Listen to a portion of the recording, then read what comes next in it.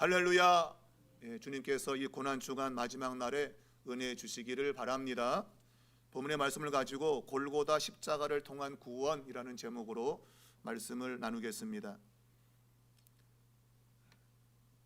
예수님은 제3시 곧 9시에 십자가에 못 박히셨습니다.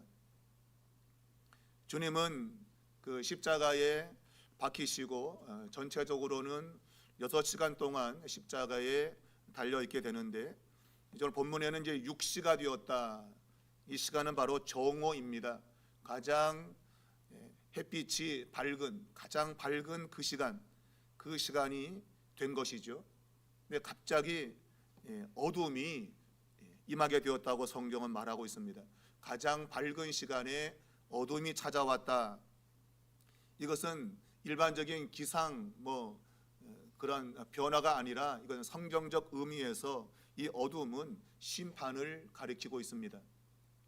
우리가 출애굽 당시에 10가지 재앙을 내릴 때에 바로 이 어둠의 심판이 있었죠.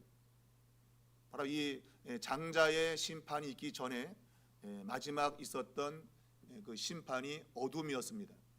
바로 이 어둠은 심판적 의미를 가지고 있습니다. 곧 예수님이 십자가에 달리신 것은 심판의 의미를 가지고 있는 것이죠. 또한 성경은 하나님이 얼굴빛을 보이면 그것은 축복입니다. 그러나 그분이 얼굴빛을 가리면 그것은 심판을 의미하고 있습니다. 곧 하나님께서 그분 얼굴을 가리신 것이다 라고 하는 것을 이 어둠이 임했다는 것으로 표현하고 있는 것입니다. 이것은 초자연적인 첫 번째 사건이었던 것이죠. 우리가 두 번째 초자연적 사건은 이제 뒤에 나오지만 성전의 휘장이 위에서부터 아래로 찢어진 사건입니다.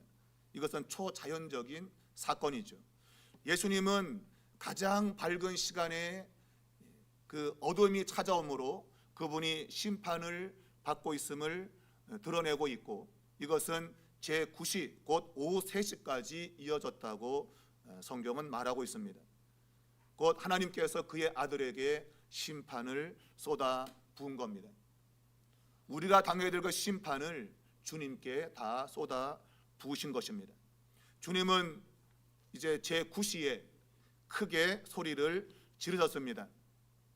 주님은 6시간 동안 십자가 위에 달려 계셨고, 이제 마지막으로 그분이 크게 소리를 질렀다고 말하고 있는데, 이것은 단순히 인간적인 소리를 내신 것이 아니라 이것은 하나의 극적인 장면을 말하고 있는 겁니다.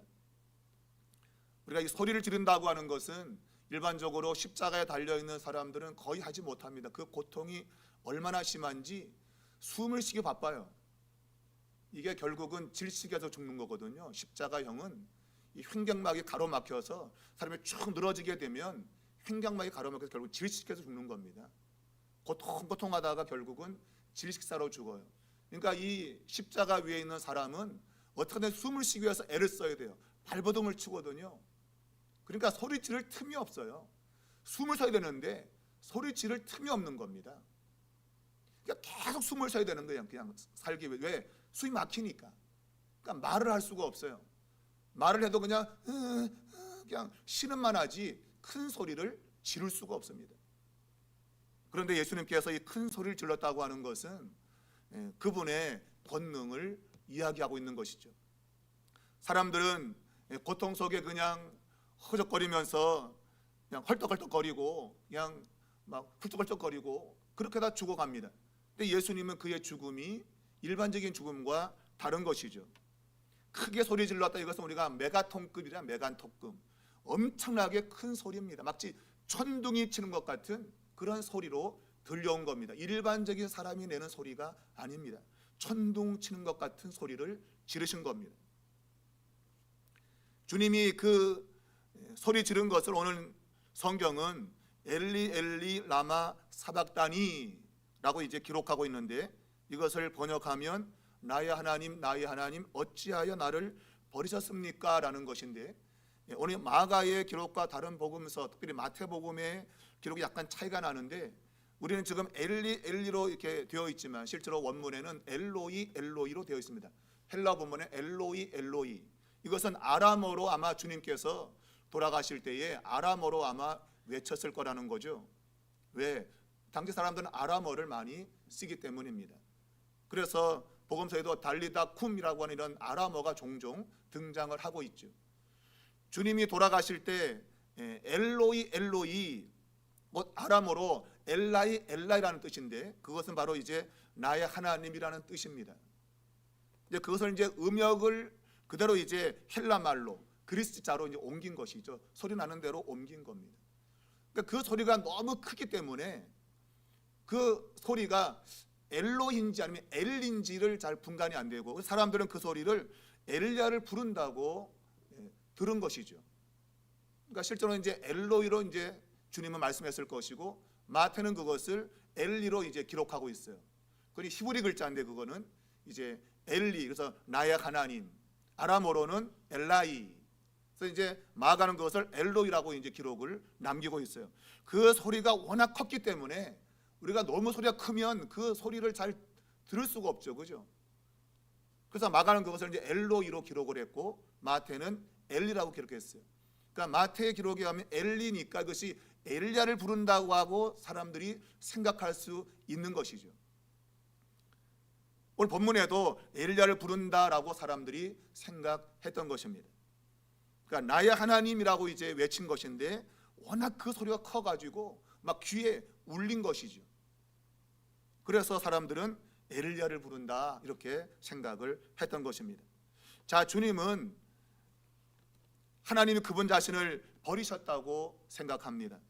이것은 그분이 말씀한 대로 스가랴 13장 7절에 있는 것처럼 목자를 치리니 목자를 친다 라는 그 사실을 지금 그대로 드러내고 있는 거죠. 하나님이 예수님을 버리시는 것은 목자를 치는 예언의 성취가 되고 있는 겁니다. 오늘 주님은 시편 22편 1절을 인용하신 겁니다. 시편 기자가 고통 속에서 부르짖는 소리, 나의 하나님 나의 하나님 어찌해서 나를 버리셨습니까? 시편 22편 1절을 인용하시면서 크게 소리를 쳤던 것입니다. 오늘 두 번씩이나 나의 하나님이라고 외친 것은 예수님이 비록 버림을 받고 있지만 하나님에 대한 믿음을 버리지 않고 있다라고 하는 것을 우리는 생각해 볼 수 있는 것이죠. 그래서 나의 하나님 두 번씩이나 그분의 하나님으로 강조하고 있습니다. 버림받고 있는데 그래도 여전히 하나님은 나의 하나님이시라고 하는 이런 의미를 가지고 있습니다. 우리는 조금만 문제가 생겨도 교회 안 나가, 안 믿어. 우리는 그런 반응을 너무 많이 하죠, 그죠? 조금만 기분 상해도 교회 안 나가, 뭐 해도 안 나가. 아니 누구 대신 믿어주는 겁니까? 뭐 그냥 하면 안 나간대. 여러분 진짜 신앙은 고통 중에 있어도 하나님은 여전히 나의 하나님이십니다. 나의 하나님, 버림받는 느낌이 들어도 하나님은 나의 하나님이십니다. 그런 고백이 있어야 되는 거죠, 여러분. 그러나 주님은 처절하게 그 어둠 속에서 하나님이 그분 자신을 버린 것을 알았습니다. 그 버리심이 결국은 인간의 구원의 길을 여신다는 것이죠.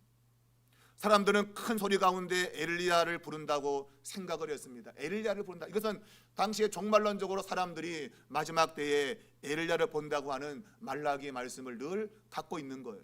세상의 마지막이 올 때 엘리야가 올 거다.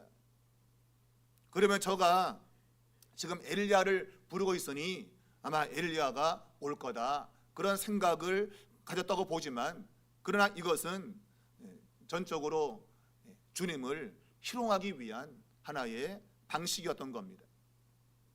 자, 엘리야를 부른다라고 했을 때에 한 사람이 신포도주를 해면에 적셔서 갈 때에 꿰어서 예수님께 마시게 했다고 되어 있습니다. 자, 해면은 스펀지 같은 겁니다. 물을 쫙 빨아들이는 스펀지 같은 것인데 거기 이제 신포도주를 이제 적셔서 예수님께 준 것입니다. 우리는 앞에서 모량을 담은 포도주를 주님은 거절했는데 여기서는 마시게 했다라고 되어 있습니다. 아마 이것은 강제로 먹였다는 의미가 있습니다. 앞에서는 마시지 않았는데 근데 강제로 그것을 마시게 하는, 이건 역시도 하나의 조롱하는 것이죠. 신포도주, 마실 수 없는 그런 포도주를 마시게 하는 것, 이것도 하나의 조롱의 표현입니다. 왜냐하면 그 뒤에 엘리야가 오나 보자라는 말과 연결되어 있기 때문입니다. 이것은 희롱하는 것입니다. 왜냐하면 죽은 다음에 엘리야가 오면 안 되고 살려놓고 그리고 엘리야가 와서 그를 십자가에서 내리게 하도록 하자. 이것은 그렇게 될 것을 말하는 것이 아니라 그것은 희롱하는 거죠. 절대 그런 일은 없다. 그런 의미에서 신포도주를 먹인 것이고 엘리야가 오나 보자라는 말을 하고 있는 것입니다. 오지 않을 걸 알고 있습니다. 십자가에서 죽을 것을 알고 있습니다. 그러나 그들은 이러한 반응을 통해서 예수님을 끝까지 희롱하고 있고 조롱하고 있는 것입니다. 자, 신포도주를 먹인 것은 시편 69편 21절의 말씀의 성취입니다. 예수님의 몸동작 하나하나, 그분의 일하는 모든 일들은 성경의 성취를 가져오고 있습니다. 시편 69편 21절은 그들이 내게 초를 마시라고 주었다, 신 것을 마시라고 내게 주었다, 그렇게 시편 기자가 말했는데 그것이 예수님께 적용이 되고 있는 겁니다. 예수님의 모든 움직임은 성경 말씀 자체였습니다. 그분이 뭔가 하게 되면 그 성경이 이루어지는 것입니다. 여러분, 하나님의 사람들은 말씀과 늘 같이 가야 됩니다. 우리는 말씀과 떨어져 살 수가 없습니다. 근데 우리는 말씀과 너무 많이 동떨어져 있고 주님이 가신 그 길을 따르고 있지 않은 것이죠. 주님의 움직임 하나하나는 전부 다 말씀과 연결되어 있어요. 근데 우리는 말씀과 동떨어지게 살아가는 그러한 삶이 우리들의 삶일 때가 많다, 이런 생각을 하게 되는 것입니다.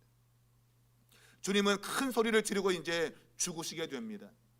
이건 역시도 하나의 큰 권능을 말하고 있습니다. 이건 역시도 메가톤적인 그러한 소리를 지르신 것이고 그리고 죽으신 겁니다. 이것은 하나의 청각적으로 들려오는 주님의 권능을 보여주고 있습니다. 소리로 그분의 권능을 드러낸 것입니다. 그분의 죽음 자체는 소리 속에서도 그분의 권능을 드러내고 있습니다. 어느 누구도 이렇게 소리 지르며 죽은 사람이 없습니다. 그냥 숨쉬다가 그냥 죽어가는 겁니다. 근데 주님은 크게 소리를 지르셨습니다.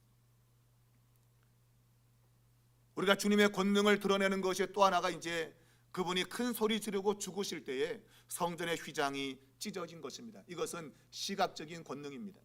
청각적인 권능과 시각적인 권능을 그대로 우리에게 드러내고 있습니다. 우리가 듣는 것만이 아니라 보는 것으로도 주님의 권능을 알 수 있는 것이죠. 성전의 휘장이 위에서부터 아래로 쫙 찢어진 것입니다. 이것은 초월적인 그러한 현상이었던 겁니다. 우리가 성경에서 보면 예수님께서 세례를 받을 때 하늘이 열리고 성령이 내려왔다고 되어 있습니다.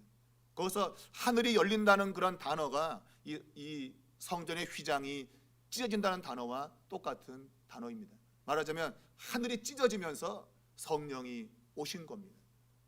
이것은 하나님의 나라가 이 세상 속에 침투한 것을 말하고 있습니다. 하나님의 나라가 세상 나라를 찢고 들어온 것입니다. 그리고 하늘로부터 이는 내 사랑하는 아들이라고 하는 소리가 들려온 것이죠. 자, 하늘이 찢어지면서 하나님의 나라가 침투했듯이 우리 예수님께서 크게 소리를 지르고 숨을 거두었을 때에 성전의 휘장이 찢어졌습니다. 똑같이 찢어진 겁니다. 그것도 위에서부터 아래로 찢어진 겁니다. 그게 실제로 물리적 힘으로 찢으려면 아래에서 위로 찢는 것이죠. 근데 성전의 휘장이 위에서부터 아래로 찢어졌습니다. 사람이 찢을 수 없어요. 그저 얼마나 단단한지 말 네 필이 양쪽에서 끌어야만이 찢어지는 겁니다. 굉장히 찢기 어려운 그런 휘장인데 그것이 위에서부터 아래로 쫙 찢어져 버린 겁니다. 이 찢어짐, 이것이 주님의 권능을 드러내는 겁니다. 이 성전 휘장의 찢어짐은 두 가지 의미를 갖고 있는데 하나는 말 그대로 찢어지면서 이것은 하나의 심판을 또한 상징하고 있습니다. 주님의 죽으심은 심판을 받는 것이고 그것이 눈으로 보인 것이 성전의 휘장이 찢어진 겁니다. 주님은 말씀했습니다. 언젠가 돌 하나도 돌 위에 남지 않고 다 무너뜨려야 될 것이다. 이것은 AD 70년에 이제 성전이 무너지는, 로마 장군 디도에게 무너지는 것을 말하고 있지만 그것을 상징적으로 보여주는 것이 휘장이 찢어진 겁니다. 휘장이 찢어지면 성전의 멸망을 암시하고 있는 것이죠. 이제 성전은 사라지게 될 겁니다. 성전은 멸망하게 될 겁니다. 그것은 죄로 인해서 더 이상 기능을 하지 못하기 때문입니다. 또 한 가지, 성전의 휘장에 찢어진 것은 구원을 상징하고 있습니다. 이 심판과 구원이 동시에 성전 휘장의 찢어짐으로 나타나고 있는 겁니다. 성전의 멸망과 더불어서 이 찢어짐은 새로운 산길을 만든 겁니다. 이 성전의 휘장은 인간이 하나님께 나가지 못하도록 가로막혀 있습니다. 하나님 앞에 나가려고 해도 나갈 수가 없어요. 왜? 휘장이 막고 있는 겁니다. 그런데 그 휘장이 찢어진 겁니다. 이 말은 이제 누구든지 하나님께 나갈 수 있다고 하는 것을 말하고 있습니다. 이것을 히브리서 기자가 그대로 편지에 담고 있습니다. 휘장이 찢어짐으로 그의 육체가 찢어진 것이다. 주님이 죽으심과 휘장의 찢어짐을 연결시키고 있고, 이것은 새롭게 산 길, 새로운 구원의 길을 만들었다고 말하고 있는 것이죠. 심판과 구원이 휘장 찢어짐에 동시적으로 압축되어 있는 겁니다. 여러분, 주님께서 그분 자신이 십자가에서 죽으심을 통해서 휘장이 찢어졌습니다. 그러므로 우리가 이제는 하나님께 나아갈 길이 열린 겁니다. 그분의 죽음이 없다면 우리는 하나님께 나아갈 길이 없습니다. 그러나 그분이 죽으심으로 이제는 하나님께 나아갈 길이 열린 것이죠. 이것이 은혜입니다. 어느 누구도 이 일을 하지 못했습니다. 성전 휘장은 주님께서 소리 지르고 그분이 죽으실 때 그분이 찢은 겁니다. 어느 누구도 찢지 않았습니다. 오직 주님이 찢은 겁니다. 그분의 육체를 찢으며 동시에 휘장을 찢은 겁니다. 그 은혜가 여러분과 저에게 나타난 겁니다. 우리는 그것 때문에 지금 하나님께 나아가 생명을 얻은 겁니다. 여러분, 이걸 반드시 기억해야 됩니다. 여러분의 구원과 저의 구원은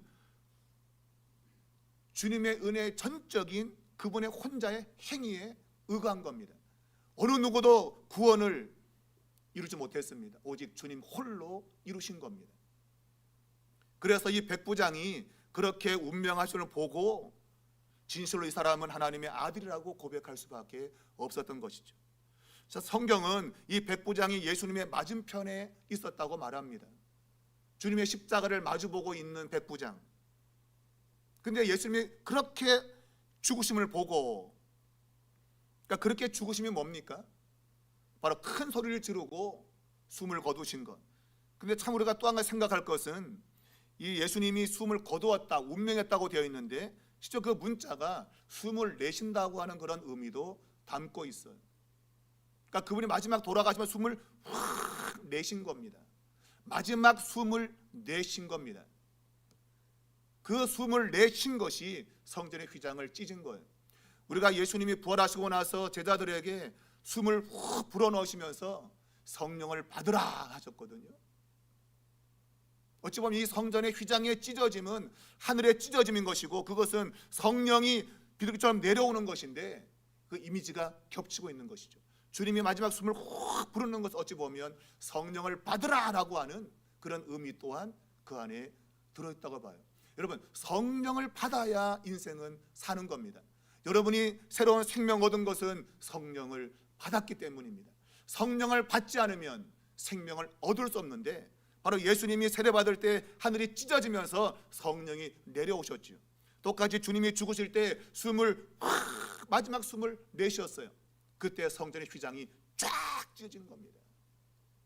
그 의미적으로는 성령을 불어넣으셨다.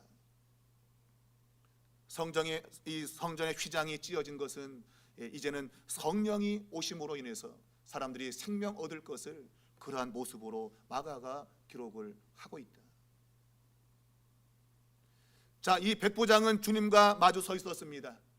그분이 소리치고 죽으실 때 성전의 휘장이 찢어지는 걸 보고 그는 놀랐습니다. 이런 죽음은 어디에서 본 적이 없었기 때문입니다. 그런 죽음을 보고 백부장은 말했습니다. 진실로 이 사람은 하나님의 아들이었다. 여러분, 주님이 세례받을 때 하늘에서 이는 내 사랑하는 아들이라는 소리가 들려왔죠. 하늘이 예수님을 인정한 것입니다. 자, 성전 휘장이 찢어질 때 백부장이 이 사람은 하나님의 아들이라고 인정했습니다. 하늘도 인정하고 사람도 인정한 이 사건 맞습니다. 예, 하나님과 사람이 동시에 인정할 수밖에 없는 사건. 예수 그리스도야말로 진정한 하나님의 아들이신 겁니다. 이 로마 백부장은 자기가 지금까지 살아오면서 오직 한 사람에게만 하나님의 아들이라고 하는 존경을 보냈습니다. 그게 누굽니까? 가이사 황제입니다. 당시에 가이사 황제는 자신이 신의 아들로 숭상을 받았습니다. 나는 하나님의 아들이다라고 스스로 얘기했고, 모든 그의 부하들은 가이사에게 절하면서 당신은 신의 아들입니다 라고 존중했습니다. 그런데 이 백부장이 이 사람이야말로 진실로 하나님의 아들이다, 예수님이 죽으실 때 나타난 그 현상을 보고 예수님이 진실로 하나님의 아들이다, 이 말은 무슨 말이에요? 가이사는 하나님의 아들이 아니다라는 말이에요. 자신이 지금까지 살아오면서 자기가 섬겼던 이 가이사는 하나님의 아들이 아니었다, 하나님의 아들을 대신 흉내낸 것에 불과했다. 그런데 내가 지금 마주보고 있는 이 사람이야말로 진실로 하나님의 아들이다 라고 고백하고 있습니다. 여러분, 십자가에 못 박힌 이분이 하나님의 아들이라는 고백, 이것이 우리의 고백입니다. 세상의 모든 것들은 명목상의 하나님의 아들처럼 보입니다. 권력이 그렇게 보이고 돈이 그렇게 보이고 가이사가 소유한 모든 것들이 하나님의 아들처럼 명목상 그렇게 보입니다. 사람들은 그것을 쫓아갑니다. 왜? 그게 하나님의 아들인 줄 알고 쫓아갑니다. 그러나 실제로는 십자가에 못 박힌 예수 그리스도가 하나님의 아들이신 겁니다. 로마의 백부장은 그것을 인정하고 있습니다. 우리의 복음성 가운데 이런 복음성이 있습니다. 세상 등지고 십자가 보내, 세상 등지고 십자가 보내, 세상 등지고 십자가 보내, 뒤돌아서지 않겠네. 로마의 백부장은 세상을 바라보았습니다.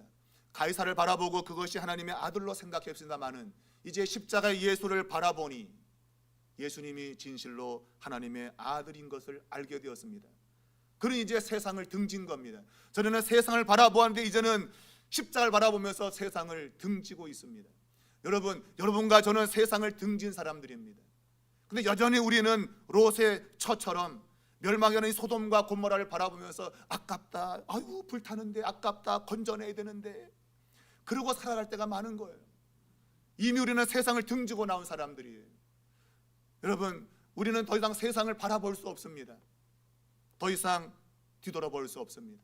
하나님의 나라를 향해 가는 사람은 십자가에 못 박힌 예수를 바라보면서 달려가는 사람들인 것입니다.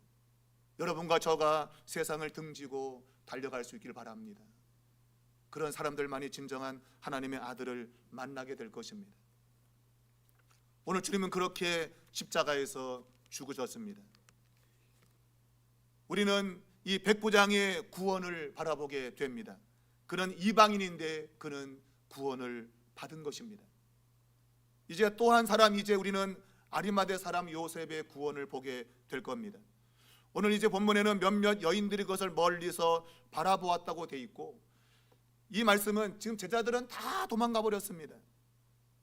그런데 여인들이 끝까지 주님의 죽으심을 목격하고 있습니다. 주님의 죽으심과 이들은 나중에 빈 무덤에 대한 증인으로 서게 될 겁니다. 여인들이 마지막까지 주님 죽으심을 목격하고 있습니다. 여러분, 이 힘없는 여인들이 주님의 십자가의 목격자이고 그들은 빈 무덤의 목격자가 될 것입니다. 우리가 볼 때는 세상적으로 야 여자가 뭘, 맞았어요. 옛날에 그랬어요. 이 대한민국은 여자가 뭘, 그래서 이름도 없고 그냥 무슨 땡 그렇게 멸실당하고 무시당했어요. 그것은 이때도 똑같아요. 여자 아이들은 사람 취급 안 했어요. 근데 그 놀라운 사건의 목격자가 여자들이었다고 말하고 있어요. 이거야말로 진정한 복음인 것이죠. 남자 다 어디 갔습니까? 남자 다 어디 갔어요 지금? 남자들 여기에 지금 남자 다 어디 갔습니까? 다 갔어. 어디로? 여자만 잔뜩 있어. 오늘 성경은 막달라 마리아, 또 작은 야고보와 요새 어머니 마리아, 살로메, 그리고 더 많은 여자들이 주님을 따라왔다고 돼 있어요. 남자는 없는 겁니다. 남자는 한 사람 보이지 않습니다. 여러분, 이 여자들을 가리켜서 주님을 섬겼다고 말할 뿐만 아니고 주님을 따랐다고 되어 있어요. 이 따른다는 단어가 바로 제자를 가리키고 있습니다. 따르는 사람은 제자입니다. 이 남자들이었던 이 제자들은 실제로 제자라고 했지만 따르지 않고 있어요. 다 도망가 버렸어요. 근데 제자가 아닐 것 같은 여자들이 실제로는 제자였던 거예요. 예수님을 따라왔다. 갈릴리에서부터 예루살렘까지 따라왔다고 돼 있어요. 이 여인들은 비천한 신분이었지만 그러나 그들은 진정한 주님의 제자였던 겁니다. 여러분과 저가 어떤 가지고 있는 그거 유물을 따라서 내가 주님의 제자다 아니다가 판별되는 게 아닙니다. 그건 세상 기준입니다. 많이 배우고 똑똑하고 많이 가지면 예수 잘 믿는 거겠지. 그렇지 않습니다, 여러분. 성경은 그런 시각으로 절대 보지 않습니다. 세상이 무시하고 있는 그 사람이 도리어 어찌 보면 주님의 제자가 될 수 있는 거예요. 우리는 그런 방식으로 주님을 따라가야 되는 것입니다. 자, 이제 주님은 죽으셨고 오늘 성경은 주님이 죽은 시간이 오후 3시로 말하고 있습니다. 바로 제9시에 주님은 죽으셨습니다. 오후 3시에 죽으셨는데 오늘 성경은 저물때라고 말하고 있습니다. 예수님의 시신을 매장을 해야 되는데 이미 날이 저물어 가고 있습니다. 아마 시간은 4시나 5시 사이가 될 겁니다. 이제 안식일이 곧 시작됩니다. 이제 저녁 6시부터 안식일이 시작되는데 이때는 아무것도 할 수 없습니다. 그러므로 빨리 시신을 처리해야 됩니다. 근데 시신을 준비할 시간이 너무나도 부족한 것이죠. 자, 이때 등장한 사람이 아리마대 사람 요셉이라는 사람입니다. 이 사람은 공회 사람이고 곧 산헤드린 공회의 아주 유력한 권력자입니다. 그런데 오늘 이 사람을 가리켜서 하나님의 나라를 기다리는 사람이라고 말하고 있습니다. 이 사람이 누군지 성경은 언급하고 있지 않습니다. 근데 갑자기 등장을 했습니다. 아리마대 사람 요셉. 여러분, 이 공회 사람들은 예수님을 죽이기로 결의한 사람들입니다. 그런데 아리마대 사람 요셉이 갑자기 나타나서 예수님의 시신을 달라고 말하고 있습니다. 여러분, 이것은 굉장히 위험한 일입니다. 공회가 결정을 한 그 일에 반대 입장을 내비치는 겁니다. 그러면 자신에게 굉장히 불이익이 올 수 있는 위험한 그런 상황이에요. 그런데 이 요셉은 아주 당당하게 예수님의 시신을 달라고 말하고 있습니다. 왜 그랬을까? 1차적으로는 그가 하나님의 나라를 기다리는 사람이기 때문입니다. 이 산헤드린 공회 사람들은 하나님의 나라를 기다리지 않는 거죠. 무슨 말입니까? 세상 나라를 쥐고 있는 겁니다. 하나님의 나라가 오기를 바라는 것이 아니라 세상 나라를 쥐고 있고 그래서 거기에 위협을 주고 있는 예수님을 제거하는 겁니다. 그런데 이 요셉이라는 사람은 하나님의 나라를 기다리고 있다. 하나님의 나라가 어떤 나라입니까? 그 땅이 더러워지는 것을 볼 수 없어서 그래서 안식일 전에 빨리 시신을 처리하려고 하는 이런 사람들이 하나님의 나라를 기다리는 사람입니다. 그 땅이 더러워지지 않기를 바라는 그런 사람들, 그리고 자기의 목숨이 위협이 있어도 정당하게 시신을 매장해 주려고 하는 그런 마음들, 그런 마음들이 바로 하나님 나라를 기다리는 사람들의 모습인 것이죠. 그러나 그는 굉장히 위험한 지금 시도를 하고 있는 겁니다. 자, 성경이 이 사람을 갑자기 왜 등장을 시켰을까? 로마 백부장이 하나님의 아들이라고 고백하는 것과 더불어서 맞물려 아리마대 사람 요셉이 등장하고 있는 겁니다. 이방인이 구원을 받고 있고 그리고 유대인이 구원을 받는 그러한 이야기를 드러내고 있는 것이죠. 복음은 모든 이들에게 문이 열린 것입니다. 이방인도 또한 유대인도 다 들어오는 것입니다. 그래서 마가는 이 부분에서 요셉을 갑자기 등장을 시켰고 그가 자신의 위험을 무릅쓰고 예수님의 시신을 매장함으로써 주님의 부활을 준비했다는 것입니다. 여러분, 오늘 이 복음은 그렇게 차별이 없는 겁니다. 이방인도 구원받아라, 유대인도 구원받아라, 모두가 구원받아라. 이것이 복음인 것입니다. 바로 이것이 예수님의 십자가의 죽으심이 가져온 결과입니다. 우리는 이 구원을 때로는 제한시킵니다. 너는 안 돼, 너는 안 돼 라는 생각이 있어요. 은연중에 있어요. 나는 되고 너는 안 돼, 이런 생각이 있어요. 세상의 기준에 맞추어서 뭔가 좀 잘못된 사람 보면 너는 구원받지 못할 거야 라는 생각을 은연중에 가지고 있어요. 그리고 나는 그래도 구원될 거야. 성경 그런 생각을 싹 무시해버립니다. 어느 누구든지 구원을 받을 수 있다.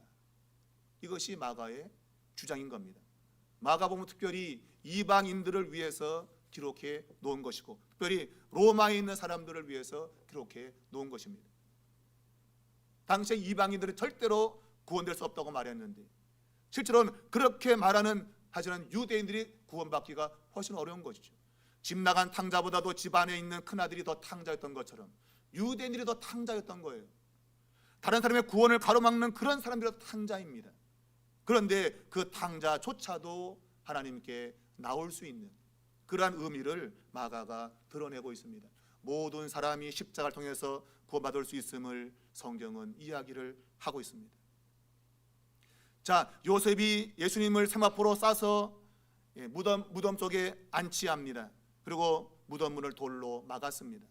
그 모습을 여인들이 보았다고 되어 있습니다. 여인들이 왜 봤을까요? 그래야 이 부활을 증언할 수 있기 때문입니다. 예수님이 어디에 있는지 모른다면, 예수님의 시신이 어디인지 모른다면 주님의 부활을 알 길이 없는 겁니다. 그런데 여인들은 그들 똑똑히 보았다고 말하고 있습니다. 부활의 신빙성을 이야기하는 겁니다. 당시에 많은 사람들은 예수님이 죽지 않은 채로 십자가 내려왔고 그래서 깨어났다, 이런 주장이 많았습니다. 또한 제자들이 시체를 훔쳐갔다고 그런 얘기가 파다했습니다. 그런데 그런 것들이 사실이 아님을 마가는 변증하고 있는 겁니다. 주님의 부활 사건은 사실이다. 왜? 여인들이 그 예수님의 시신이 있는 것을 목격했고, 그리고 무덤에 갔고 그 무덤이 비어있는 것을 보았다는 겁니다. 부활의 확실성을 마가는 변증하고 있습니다. 여러분, 이 시대는 부활을 믿지 않습니다. 가면 갈수록 부활은 믿지 않을 겁니다. 또한 게노민지 뭔지 이런 프로젝트 때문에 사람이 이제 죽지 않는다 그래요, 여러분. 그런 시대의 부활은 아주 황당무계한 그런 소리일 수밖에 없어요. 오늘 이런 시대 속에서 우리가 이 부활에 대한 확증, 이것이 결국은 우리의 구원을 확증하는 겁니다. 부활이 없다면 구원은 없습니다, 여러분. 부활이 없는 구원은 있을 수가 없습니다. 결국 부활은 구원에 대한 확증입니다. 바로 그것을 여인들의 눈으로 성경은 기록을 두고 있는 겁니다. 여인들이 못 봤다면 부활은 확증할 수가 없습니다. 그런데 여인들이 그것을 보았다고 되어 있습니다. 여러분의 눈, 여러분의 시선이 오늘 이 세상에 주님의 부활을 드러낼 수 있는 그러한 시선인 겁니다. 여러분이 눈이 닿는 그곳이 하나님의 역사가 일어나는 곳임을 기억해야 됩니다. 우리는 헛되게 세상을 보면 안 됩니다. 내가 눈으로 바라보는 그곳에 하나님의 부활의 능력이 나타나는 곳이 돼야 됩니다. 우리는 그런 시각으로 세상을 바라봐야 됩니다. 그렇지 않으면 우리는 교회에 갇힐 것이고, 교회에 갇혀 있는 교회는 살 수가 없습니다. 우리의 눈을 열어서 세상을 바라보고 그곳에 주님의 부활을 드러낼 수 있는 이러한 삶이 이루어져야 되는 것입니다. 여러분과 저가 또 우리 3.1교회가 바라보는 그 눈 속에 주님의 부활의 능력이 확증되어지는 이런 역사가 있기를 바랍니다. 그러기 위해서 여러분과 저는 살고 있는 겁니다. 그러라고 지금 우리는 이 자리에 있는 겁니다. 기억하시고, 여러분이 눈이 닿는 곳마다 십자가의 예수가 부활했다고 하는 것을 드러내면서 세상을 살리는 이러한 역사가 일어나기를 주님의 이름으로 축복합니다.